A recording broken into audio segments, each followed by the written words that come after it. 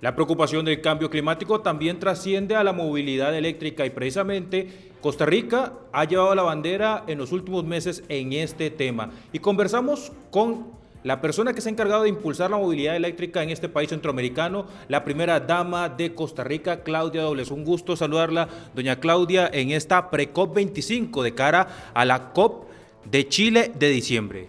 No, muchísimas gracias más bien por el espacio, estamos muy entusiasmados, ha sido una pre-COP, le decimos poco convencional, una pre-COP muy abierta, hemos tenido mucha participación, más de 1000 personas en esta COP, hablando de los temas y de los compromisos que cada uno de los países debe y quiere adquirir en vista a la COP 25 que será en Chile.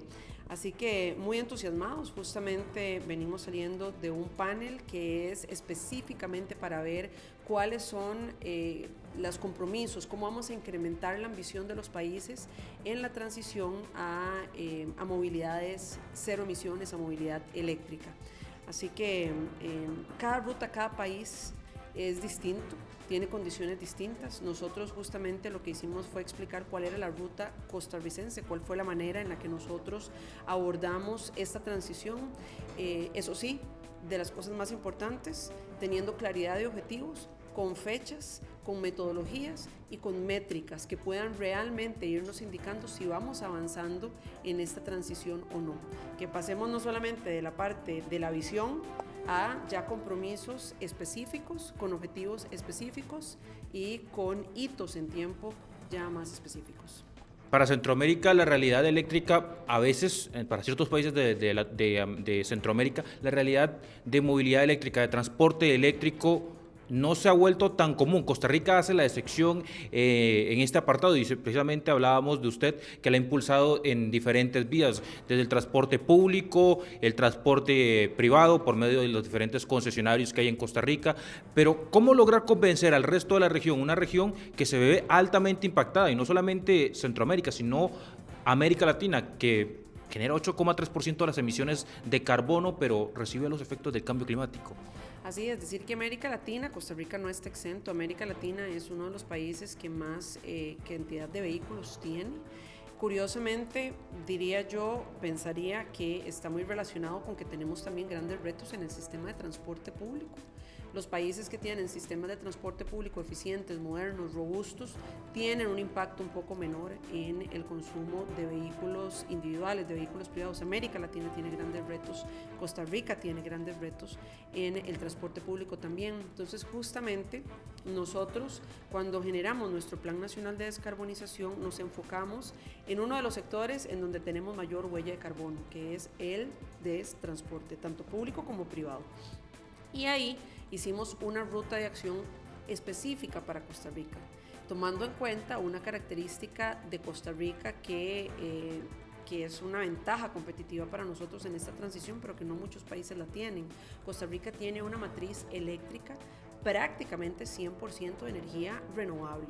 Eso significa que un vehículo eléctrico en Costa Rica es realmente cero emisiones. Ese no es el caso de otros países. Entonces, cada país tiene que buscar cuál es su ruta y entender el sector transporte, si no tienen una matriz eléctrica limpia, acompañado en sinergia con el sector de energía, para también empezar a hacer transformaciones ahí. La transformación de vehículos a cero emisiones o vehículos eléctricos tiene impactos importantes a nivel de los gases de efecto invernadero, pero tiene otros efectos importantes a nivel de la economía familiar. El gasto, si bien algunas personas pueden sentir que hay una barrera de entrada en costos, se está diversificando la oferta de vehículos cada vez con costos muchísimo más competitivos, pero una vez que uno obtiene un vehículo eléctrico, esto aplica también para el transporte público, el gasto mensual que cada familia tiene en este momento para combustibles en sus vehículos se ve completamente beneficiado si se pasa a vehículo eléctrico. La factura eléctrica no se comparan, realmente el ahorro familiar es muy importante, por un lado. Por otro lado, el ahorro también a nivel país en la factura petrolera. Eso es parte de la economía nacional que yo creo que cada país tiene que hacer su balance. En el caso de Costa Rica, nosotros para el 2018, por ejemplo, tuvimos una factura petrolera de $1.600 millones. Eso se tiene que contabilizar dentro de la estructuración económica y financiera a nivel país de hacer esta transición. También, por ejemplo, los gastos en los que incurren todos los países en atención a problemas respiratorios que están relacionados con la contaminación y la calidad del aire. En Costa Rica tenemos un impacto importante, sobre todo en la población más vulnerable, en adultos mayores y en niños con temas respiratorios. Eso es algo que yo creo que también tenemos que poner en la balanza. Así que trae muchos beneficios. Tenemos retos como región, pero hay muchísimos beneficios de pasarnos a la electromovilidad. Ahora, hay algo muy interesante. Este plan casi que inició en el primer día del gobierno del presidente Carlos Alvarado. Lo vimos con un autobús comandado o movilizado por medio de hidrógeno, y lo hemos visto que en menos de un año este país está tratando de cambiar no solamente la flotilla del transporte público, sino también las flotillas privadas. ¿Cómo se logra convencer al empresario? ¿Cómo se logra cómo se logran articular tantos esfuerzos, doña Claudia? A ver si lo logramos entender, si se puede replicar en otras partes de América Latina y por qué no del mundo. Bueno, hay dos factores, diría yo, que son muy importantes, que sería como la manera en la que nosotros lo estamos abordando. El primero es que tenemos que empezar a entender nuestro financiamiento y nuestra economía desde un punto de vista completamente diferente y empezar a considerar las externalidades negativas que tiene nuestra economía carbonizada y las externalidades positivas que tendría una economía descarbonizada. O sea, que nuestro sistema financiero tiene que empezar a transformarse también. Eso es un tema importante. Nosotros lo estamos trabajando con nuestro grupo económico y empezar a generar los incentivos adecuados para hacer esta transición, incentivos que muchos son para el sector privado, y generar los desincentivos también a las economías que siguen ancladas a los combustibles fósiles. Por otro lado, también entender que esto no es una visión de un sector. Esto no es un tema ambiental solamente, esto es un tema económico y es un tema social. Entonces el abordaje tiene que ser integral y tiene que ser transversal de los gobiernos.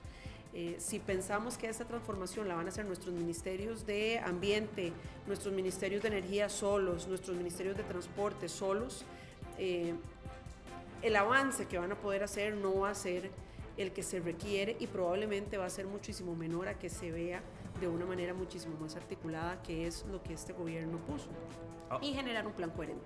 Ahora, ¿qué debe aprender Costa Rica de ejemplos más allá de la frontera de este país? ¿Qué tiene que aprender de otros países que han logrado esa movilidad eléctrica? Tal vez no en un 100%, pero por lo menos han acercado ese 100%. ¿Y qué le puede ofrecer Costa Rica a los países que están desarrollando o que quieren desarrollar esos planes eléctricos?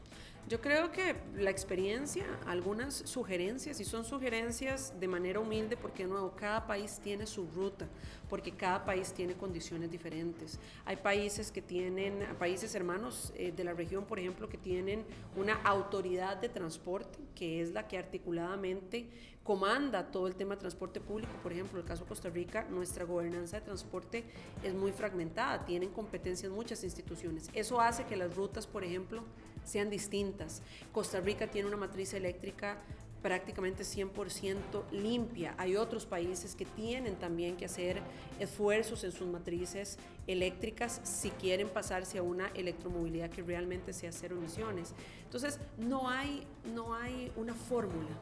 Cada país tiene que encontrar su fórmula. Lo que nosotros sí podríamos decir de nuestra experiencia es, 1, tiene que ser una visión país. 2, tiene que venir acompañada de un plan coherente que entienda que esta visión país no se mueve de manera solo sectorial, se tiene que mover transversal en todo el gobierno nacional, los gobiernos locales, la sociedad civil. Esto tiene que ser un llamado a toda la ciudadanía y plantearse métricas de desempeño. ¿Cuáles van a ser nuestros objetivos, en cuáles fechas, para poder medir si vamos avanzando y si vamos avanzando bien o si tenemos que hacer pues cambios en el camino? Esas serían las sugerencias de nuestra experiencia. ¿Cuál es la ruta? Cada país tiene una ruta diferente, pero hacer un planteamiento, una visión país, el acompañamiento de todo el gobierno, de toda la ciudadanía, con buenos canales de comunicación. El sector financiero es importantísimo en estos procesos, nosotros así lo entendimos, entonces trabajamos muy de la mano con el equipo económico también, y ponerse metas y comprometernos. realmente comprometernos y medir nuestro avance. Creo que esas serían las sugerencias que yo le daría a nuestros países hermanos, que sé que todos están buscando su ruta. Así que en nosotros tendrán siempre pues amigos que les podremos comentar los desafíos que nosotros también tenemos aquí en Costa Rica. Le comento que, bueno, nos quedamos ahora, o mejor dicho, días posteriores nos quedamos tarde, mientras finalizaban los eventos y los preparativos, e incluso vinimos temprano para realizar esta entrevista y vimos que mucha gente llegaba o se iba de donde se está desarrollando esta cumbre en el Centro Nacional de Convenciones en Costa Rica en buses. Ya se ha vuelto algo atípico. Hemos estado cubriendo otras cumbres y realmente el cerco a veces policial o a veces las facilidades no se dan para llegar desde el transporte público. Eso lo hemos visto mucho en las personas, pero la pregunta es, ¿dónde se ve la finalización de este programa de movilidad eléctrica? ¿Qué es lo que busca Claudia Dobles al final del 2020 con este programa de movilidad eléctrica? ¿Cuál es la meta final? Primero, sí me gustaría decir que justamente con esto que les estaba comentando, que esto es una visión país, realmente esto no es un empuje que está haciendo la primera dama de la República, es un empuje que hace Costa Rica como país, con una mesa interinstitucional en donde participan muchísimos ministerios. Tenemos a las dos más importantes rectorías, la de Ambiente y Energía y la de Transporte, trabajando de la mano en esto. Entonces es un esfuerzo colectivo, no es solamente un esfuerzo desde Casa Presidencial, desde el despacho de la primera dama. Nuestra meta es la que plantea nuestro Plan Nacional de Descarbonización. Tenemos un hito importante al 2030 y tenemos un hito importante al 2050, pero nosotros en esta administración lo que hemos considerado nuestro Plan Nacional de Descarbonización es que esta es la etapa en la que el Plan Nacional de Descarbonización genera las condiciones habilitantes para que el resto de la transición se dé más allá de esta administración. Condiciones habilitantes para nosotros, ¿cuáles han sido? Generar una estructuración financiera adecuada para la transición, con los equipos económicos, con las entidades financieras, con el sector privado.